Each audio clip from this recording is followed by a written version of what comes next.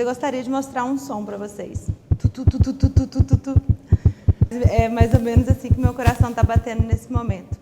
Você também não consegue ver, mas aqui dentro, no meu estômago, tem uma batedeira que está desesperadamente tentando colocar para fora o almoço que eu não consegui hoje. Não consegui comer, né? As minhas mãos tremem, minha cabeça está flutuando, minha vontade é sair correndo e eu não paro de pensar que eu vou esquecer tudo, eu vou fracassar e minha vida profissional estará acabada para sempre. Não seria bom se a ansiedade não existisse? Pensa como seria maravilhoso saber da honra e responsabilidade que é estar aqui hoje e conseguir dormir bem, acordar cedo, tomar um café, ler um livro e conseguir chegar aqui e simplesmente falar. Eu ouvi dizer que tem gente que consegue. Mário Sérgio Cortella é um filósofo e escritor nascido no Paraná e um excelente palestrante, e ele consegue. Ele entra e as palavras parecem sair da boca dele. Ele nasceu com o dom de falar em público. Mas, se você gosta do Cortella como eu, já deve ter assistido uma palestra dele em que ele conta que seu dom, na verdade, é fruto de muita prática e que vem sendo desenvolvido ao longo da sua vida, desde a infância, passando por mais de 30 anos de experiência como professor. Eu gostaria, de pedir para você olhar um pouquinho para a sua vida e tentar se ver, quanto tempo de experiência, convivência concreta, erros, acertos você dedicou antes de viver as seguintes situações. Antes de conseguir o primeiro emprego, ou defender a tese de mestrado, antes de ser assaltado no meio da rua, ou ser demitido e recomeçar a vida numa nova carreira. Quanto tempo de experiência e prática você teve antes de passar por um longo e doloroso processo de divórcio? Antes de enfrentar uma pandemia? E enquanto eu estava pensando, o que eu ia falar hoje, eu fiz uma retrospectiva rapidinho e calculei que eu devo ter mais ou menos 40 horas de experiência em palestras, dando palestras. No entanto, aqui dentro existe uma cobrança altíssima que a minha forma de falar seja tão boa quanto a do Cortella. E aí você pensa, 40 horas, 30 anos, 40 horas. Parece uma exigência injusta e cruel até. E ela aumenta significativamente a minha ansiedade, a minha expectativa e, no final, a sensação de fracasso. Mas eu estava falando dessa cobrança, como ela aumenta a minha expectativa. E eu acho importante lembrar que essa cobrança também não foi só criada por mim, não foi minha cabecinha mirabolante que inventou, mas ela não é só minha, ela é nossa. Ela foi criada em algum momento da história por alguém, foi criada em conjunto e continua sendo repassada de pessoa a pessoa, de geração em geração. Tanto na minha vida profissional, enquanto psicóloga clínica, quanto na minha vida, enquanto mulher que sente ansiedade e às vezes dá um branco quando está falando em público, fica muito nítido como nós aprendemos, ensinamos e perpetuamos a ideia de um modelo de perfeição e de produtividade em que cabe única e exclusivamente ao indivíduo dar conta por si mesmo de atingir esse ideal. Basta olhar ao nosso redor e terá um vislumbre do que é esperado de nós, nada menos do que a perfeição. E com isso nós ficamos com medo do julgamento, da crítica, da exclusão, medo de não ser amado, medo de ser abandonado. E vamos escondendo, camuflando parte de nós que não são admiradas, não são valorizadas.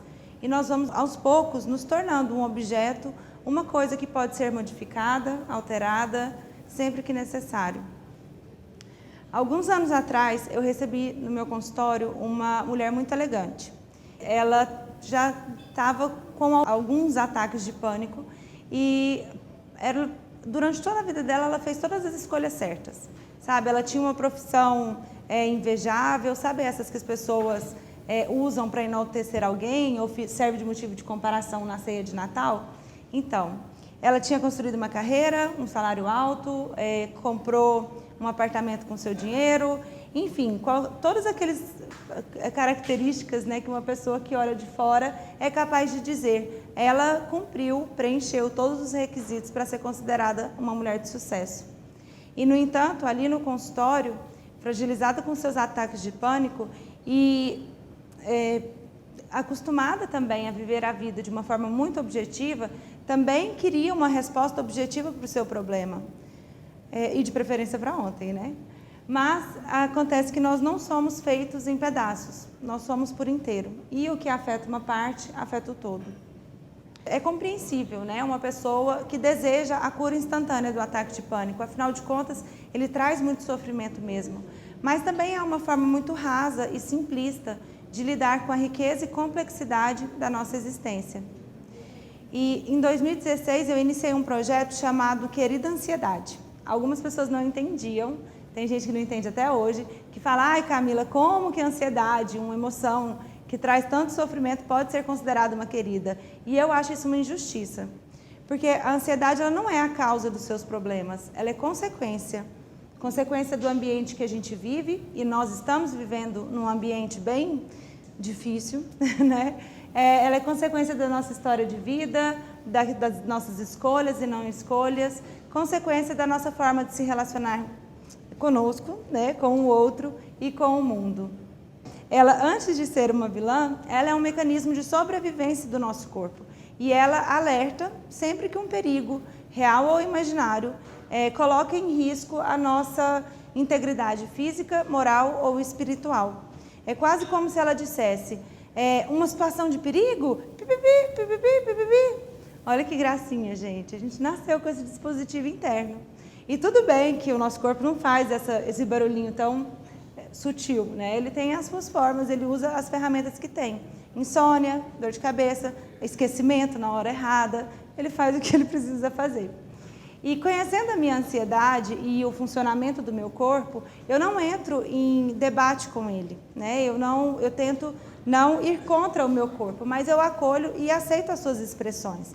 Falar aqui é um grande desafio, e errado ele não está, né? Então, quando eu percebo que ele está com essas reações, eu acolho ao invés de brigar.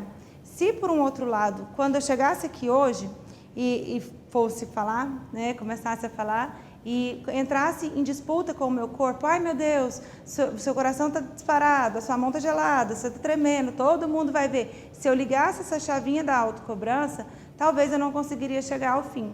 Porque a cada momento, cada reação do meu corpo seria interpretada como uma nova ameaça. Ouvir a ansiedade é como puxar um fio, né? Primeiro a gente escuta: ei, será que você não está se sobrecarregando? Será que não é melhor deixar um pouco de lado essa tela azul e colocar o pé na grama?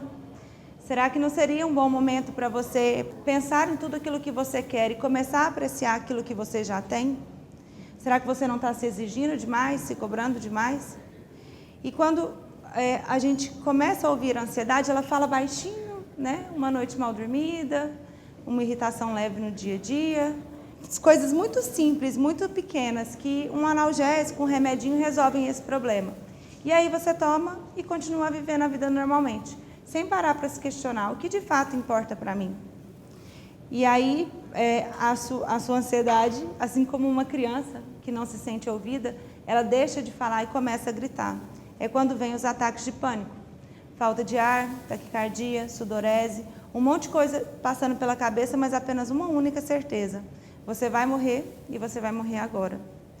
E eu, enquanto psicóloga, eu amo um ataque de pânico, porque ele é a expressão mais pura do nosso corpo, que com toda a sua força e toda a sua sabedoria grita com cada célula do nosso ser: chega, eu não aguento mais. No caso daquela minha paciente, ouvir a ansiedade foi um processo libertador. Ela começou a entender, né, que durante toda a vida dela, ela tinha associado ser amada com fazer tudo certo. E o ataque de pânico, ele tem um significado muito simbólico, muito importante. E no caso dela, ele dizia: eu não quero passar o resto da minha vida sendo quem esperam que eu seja. Eu quero ser eu e eu preciso aprender como. E assim ela foi, né? Ela começou a aprender que ela não precisava estar certa o tempo todo. Que às vezes fazer uma escolha que estava ali diferente daquele script da perfeição não significava uma escolha errada, mas às vezes era uma escolha dela, e que mesmo que não tivesse os resultados desejados, ainda assim não era o fim, mas era parte de um processo, o processo da vida dela. E quando a gente começa a ouvir essa ansiedade, a gente se questiona: Que alertas são esses que o meu corpo está sinalizando? Talvez não seja algo tão explícito quanto falar em público, talvez seja uma coisa mais sutil, um relacionamento que não está indo muito bem, um trabalho que você não se sente muito seguro, está um pouco instável, hábitos que você sabe que hoje está ok, mas que logo, logo te trarão alguns prejuízos, ou às vezes é uma intuição de alguma coisa que você já sabe o que é, mas ainda não se sente preparada para olhar. Aos poucos ela foi entendendo a sua ansiedade, entendendo a si mesma. Engana-se quem pensa que a gente precisa largar tudo para viver em paz com a ansiedade e ir vender canga na praia. É possível continuar no mesmo lugar, fazendo as mesmas coisas, mas de um jeito diferente, do seu jeito, no seu tempo, de uma forma que seja mais respeitosa e carinhosa consigo. Caso contrário, a gente corre o risco de cair naquela situação que acho que todo mundo já viu, né? Você sai de uma situação que está provocando sofrimento e ali na frente, depois da curva, se depara com uma nova situação que produz o mesmo sentimento. É o caso, por exemplo, do João, que estava se sentindo sobrecarregado no emprego, pediu demissão e começou a se sentir sobrecarregado no novo trabalho. Ou da Ana, que trocou de namorado, mas por alguma razão os dois pareciam a mesma pessoa. Também tem o caso da Luísa, que mudou de país, né, e foi buscar a sua liberdade e, no final das contas, acabou descobrindo que a prisão estava dentro dela mesma. Mas eu acho que o principal é deixar que a ansiedade ela não é uma vilã, ela é uma oportunidade. Uma oportunidade para a gente olhar para a nossa vida e começar a se questionar o que de fato importa para mim. Que estilo de vida é esse em que eu acredito estar viva, mas meu corpo simula a morte? Será que não seria hora de parar, repensar? Será que eu não estou me cobrando demais ou acelerando demais?